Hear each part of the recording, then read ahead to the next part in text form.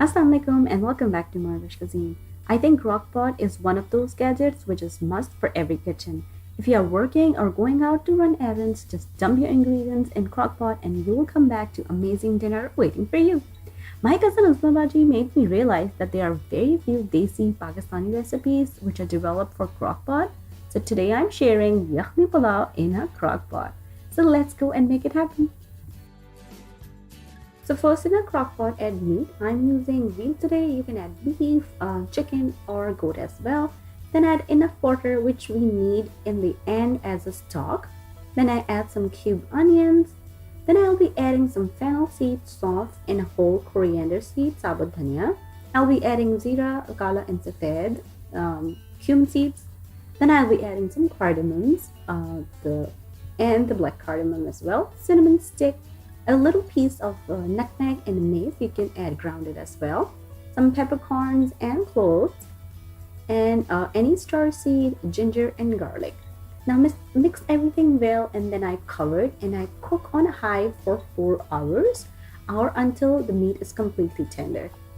Then you can take out the meat and strain the stock and keep it on the side. You can follow the same recipe and cook the stock in a regular pot as well. Now for the next step, to save up on time, I'll be cooking rice in a pot, but for sure I'm sharing recipe how to cook rice in a crock pot very soon. So just take a regular cooking pot, then I add some cooking oil, heat the oil, and then I add sliced onions and fry the onions until they get very nice but light golden color.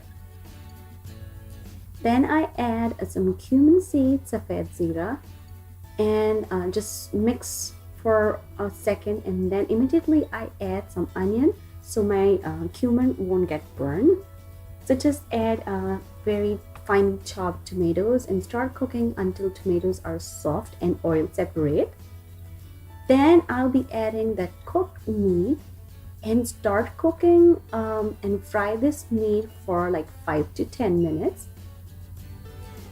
Then I'll be adding some ginger and garlic,